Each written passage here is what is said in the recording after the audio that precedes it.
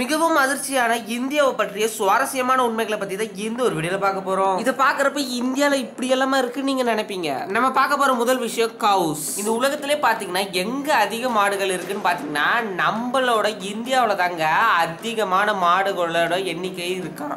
அதுவும் பாத்தீங்கன்னா இந்தியால மட்டும்தாங்க மாடுகளை வந்து ரொம்பவும் புனிதமானதா பாக்குறாங்களாம். மற்ற நாடுகளையும் மாடு இருக்கும், ஆனா இவ்வளவா இருக்காது. அங்க வந்து புனிதமானதெல்லாம் பார்க்க மாட்டாங்க. அங்க வந்து வெறும் பால் எடுக்கிறதாகவும் நிறைய ஒரு ப்ராடக்ட் தயார் பண்ணுற மிஷினாக தான் பார்க்குறாங்க. ஆனால் இந்தியாவில் மட்டும்தாங்க ஒரு கோமாதாவாக பார்க்குறாங்க. அதுவும் மாடை வந்து ஒரு தெய்வமாகவே பார்க்குற ஒரு நாடுனா அது இந்தியா மட்டும்தான். இந்தியாவில் மட்டும்தாங்க ஏதாவது ஒரு ப்ராஜெக்ட் ஸ்டார்ட் பண்ணோம்னா நம்ம மாடை வச்சு ஒரு சின்ன ஒரு பூஜை மாதிரி பண்ணுவாங்க. அது வீடு கிரகப்பிரவேசமாக இருக்கட்டும், ஒரு பெரிய ப்ராஜெக்டாக இருக்கட்டும், கோமாதா வச்சு தான் ஏதாவது ஒரு ப்ராஜெக்ட் பண்ணிக்கிட்டே இருப்பாங்க. அது வந்து ஒரு தெய்வம் மாதிரி கும்பிடுவாங்க. அது மட்டும் இல்லாமல் மாட்டிலேருந்து பால் எடுக்கிறது, மாட்டோட சாணத்திலேருந்து ஒரு உரம் தயாரிக்கிறது, இது மாதிரி எக்கச்சக்கமான மாட்டுகளோட பயன் வந்து இந்தியாவில் வந்து அதிகமாக பயன்படுத்தப்படுது. நம்ம ரெண்டாவதாக பார்க்க போகிறது ஃபேக் நியூஸ். இந்த ஒரு இமேஜில் தெரிகிற ஒரு அங்கிளை நீங்கள் பார்த்துருப்பீங்க. அதாவது அவர் கையை யூஸ் பண்ணி வடைய போடலை, அவரோட அண்டர்ஆர்ம் யூஸ் பண்ணி தான் ஒரு வடையை ரெடி பண்ணுறாரு அப்படின்னு. இந்தியாவில் மட்டும்தான் இந்த மாதிரி அன்ஹைஜீன் ஃபுட்லாம் ரெடி பண்ணுவாங்க. இதை பார்க்கவே ரொம்பவும் அருவருப்பாக இருக்குது அப்படின்னு சொல்லி நிறைய பேர் நிறைய ஒரு கிரிட்டிசிசம் பண்ண ஆரம்பித்தாங்க. ஆனால் அதுக்கப்புறம் தான் இது கண்டுபிடிச்சிருக்காங்க, இது வந்து ஃபேக் நியூஸ் தான்.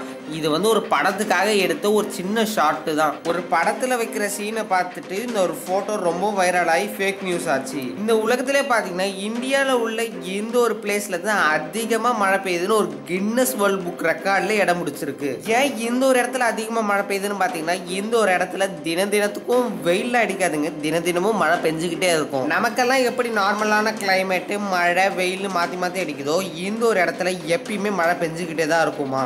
என்னடா இடம்ன்றியா அதோட பேர் இல்லையா அப்படின்னு கேட்டீங்கன்னா அந்த ஒரு இடம் பேர் தான் மியாசாராம். இந்த ஒரு மியாசாராம் வந்து மெகாலயா கிட்ட இருக்குங்க.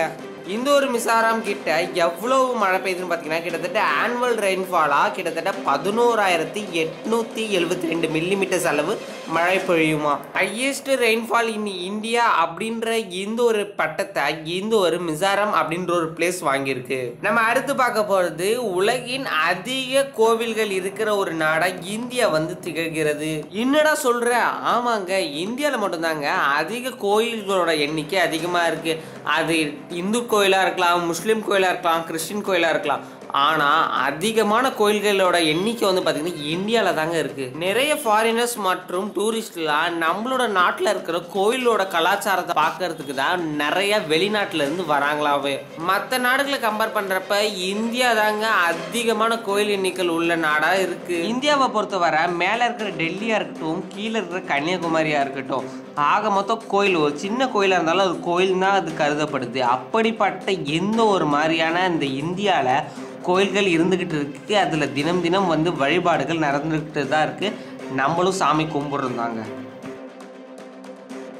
நம்ம அடுத்ததாக பார்க்க போகிறது இந்தியாவில் எத்தனையோ அதிசயமான கோயில் இருந்தாலும் இந்த ஒரு ராட்ஸ் ஆஃப் டெம்பிள் ஒரு கோயிலை வந்து இன்னும் ஒரு அதிசயமாக பார்க்கப்படுது. இந்த ஒரு கோயில் பார்த்தீங்கன்னா ராஜஸ்தானில் இருக்குது. கிட்டத்தட்ட இங்கே ஒரு எலி 2 எலி இல்லைங்க, கிட்டத்தட்ட 1000கணக்கான எலிகள் இங்கே இருக்கான்.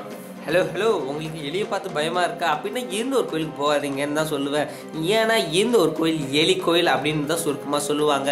இங்கே ஒரு கிண்ணத்தில் பால் இருக்கும். அந்த ஒரு பாலை எலிங்கெல்லாம் சாப்பிட்ட பிறகு நம்ம அதை குடிச்சா ஒரு தெய்வீக சக்தி அதுக்கு கிடைச்ச மாதிரியும் சொல்கிறாங்க. ஆனால் இந்த ஒரு கோயிலில் முக்கியமான ஒரு சாமி யாருன்னு பார்த்தீங்கன்னா காளியம்மன் தான். அதுக்கப்புறமா இங்கே ஒரு எலியை வந்து சாமியை நிறைய பேர் கும்பிட ஆரம்பிக்கிறாங்க. எலி அந்த ஒரு கோயிலில் ஒரு இடத்துல இருக்கும்னு நினைக்காதீங்க, அந்த கோயில் முழுக்கவும் எலியாக தாங்க இருக்கும். ஓகே வியூவர்ஸ், இன்னைக்கான வீடியோ முடிஞ்சிச்சு. இந்த வீடியோ பிடிச்சா லைக் பண்ணுங்கள், ஷேர் பண்ணுங்கள், மறக்காமல் நம்மளோட சேனலை சப்ஸ்கிரைப் பண்ணுறேங்க. இன்னொரு அமேசிங்கான வீடியோ பார்க்கலாம். டாடா பை பை, see you.